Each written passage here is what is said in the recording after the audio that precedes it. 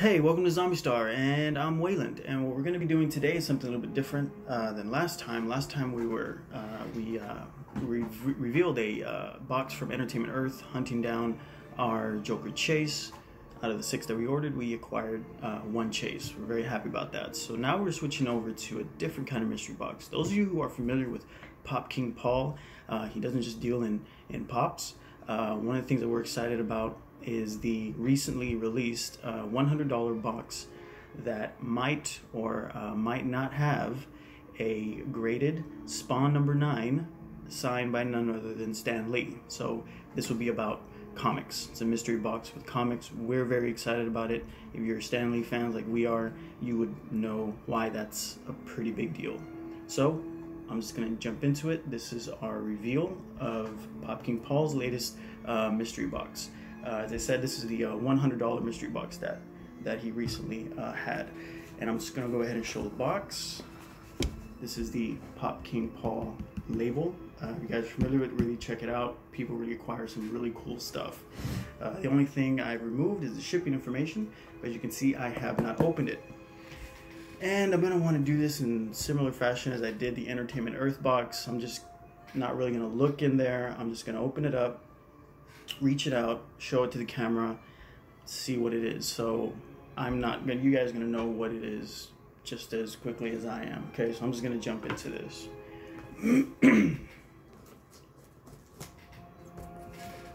So as mentioned before, the biggest draw for this was of course the graded book. Now we are supposed to be getting 1 graded book regardless. Don't know what it is, but fingers crossed, we are hoping for that Spawn number 9, graded by, signed by Stan the Man Lee.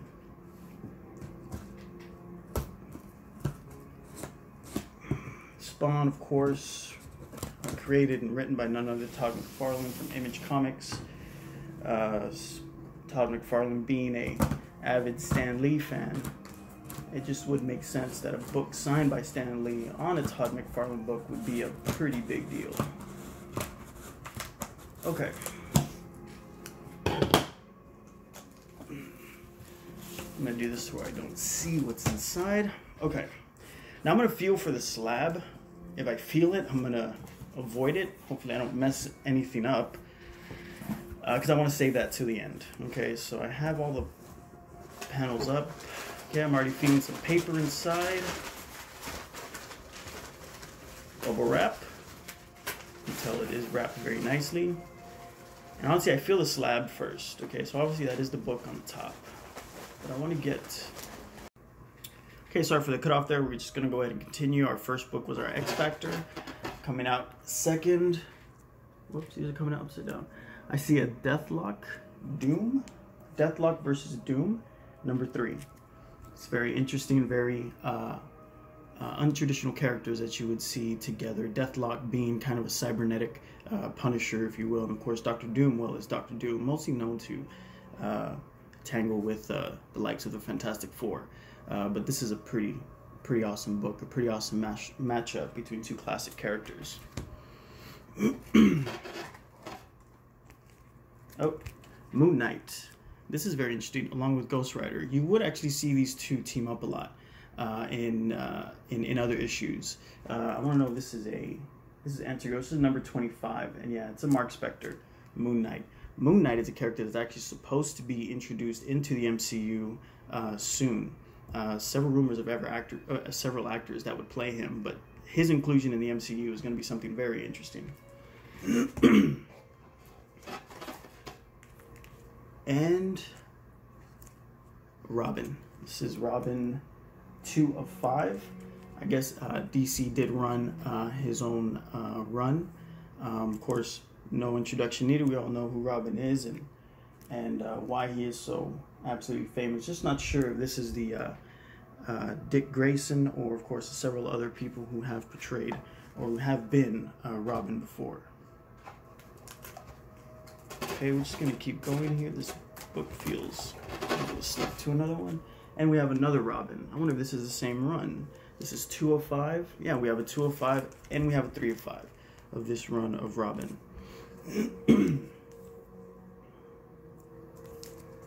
Okay.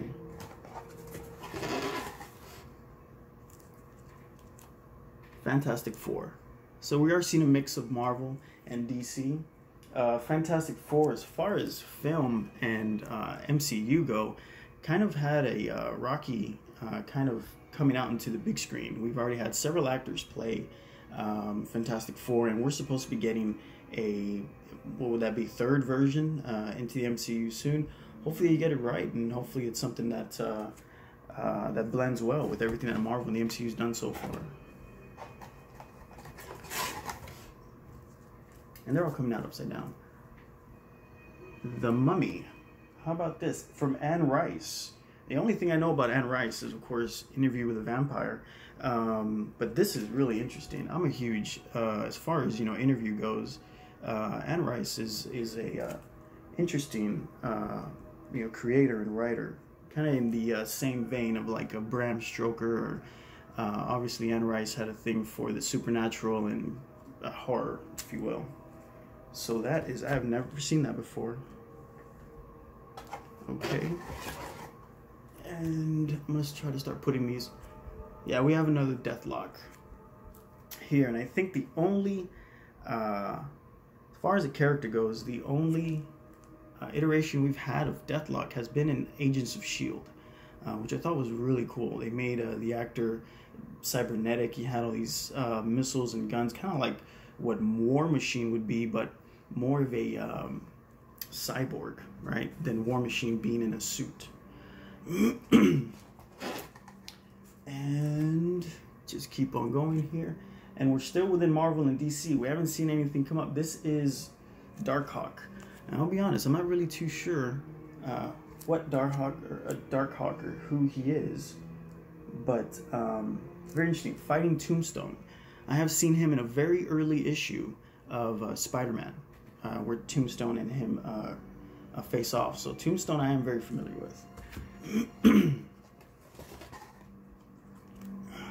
Another Robin. What number is this? A 1 of 5. So far, I might want to put this apart. So far I have a 3, a 1, 2, and a 3. Yeah, of Robin. So, I mean, if I can complete the 5, that is going to be pretty awesome. On top of everything else that's in here.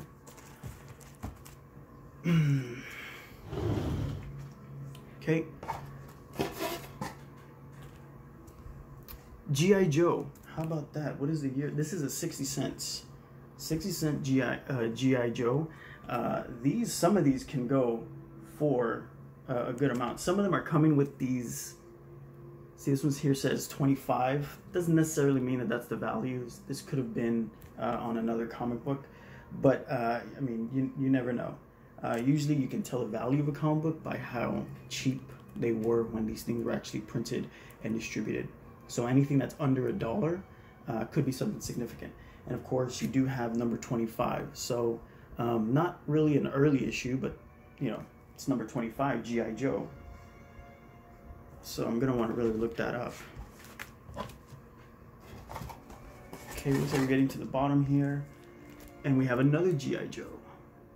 See, here we have, we're talking about a number that came out later. Is number 43. As you can see, it's a higher price. This is actually 75 cents. Let's do an early issue. And look at that cover. Who in the world is that?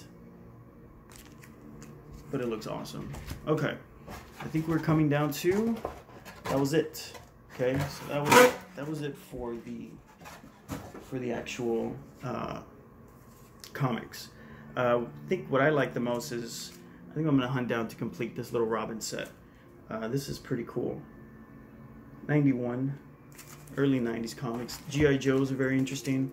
Other than that, of course, my standout kind of really off the beaten path here, and I wonder if it is a one-shot, is of course Anne Rice's The Mummy. I really like this.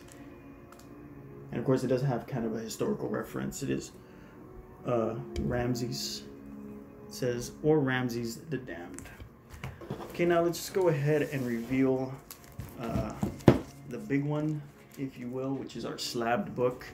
Again, what I'm hoping for is for our Spawn number 9. Another significance of number 9 of Spawn, if you guys follow it, is the inclusion of Angelica, who is kind of this super heroine, and what's kind of funny about her is that she was incorporated into Marvel Comics after that. So there is a correlation between this particular book that Stan Lee signed and the Marvel Universe, because it is a character that is now included in the Marvel Universe. So, with that,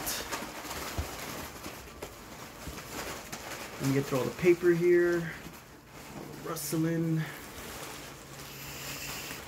and whoa, okay. Comes in sleeved up. I'm looking at the back.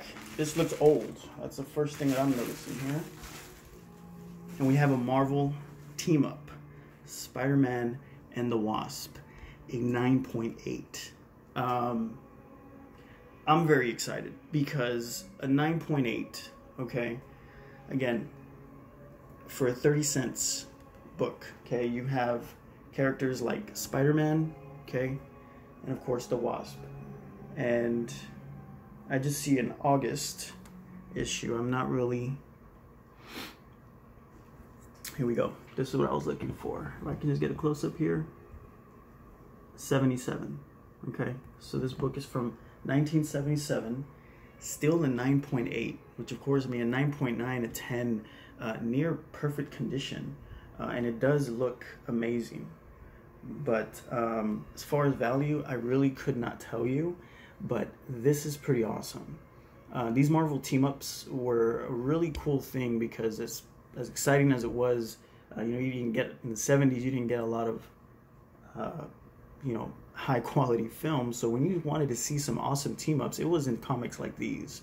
And I mean, we all know the Wasp. We all know who the Wasp is now, and of course, everyone knows who Spider-Man is now. So to see these two back in the 70s in a 9.8 is pretty awesome. As far as talking about value, if I had to say it was worth the $100, I would say absolutely. Okay. So just a review, we did get a mix of comic books that came in the box from The Mummy, from various Marvel, and some things I've never even seen before. But of course, this is pretty awesome. So I'm going to end it there, guys. This was, again, a box from Pop King Paul. Very awesome stuff. Let me know what you guys think. Let me guys know if you guys know anything about this. Okay, I'm going to be doing my own research, but any added information would be greatly appreciated. Here's the back that I saw. Spalding advertisement. And you kind of see these weird and wacky advertisements in these older comic books. And it is something that's just kind of really frozen in time, if you will. But wow, 9.8, a book from 1977, Spider-Man and the Wasp. Pop King Paul. Well, thanks for watching, guys. We will sign off as a zombie star for now. Until next time. Thank you.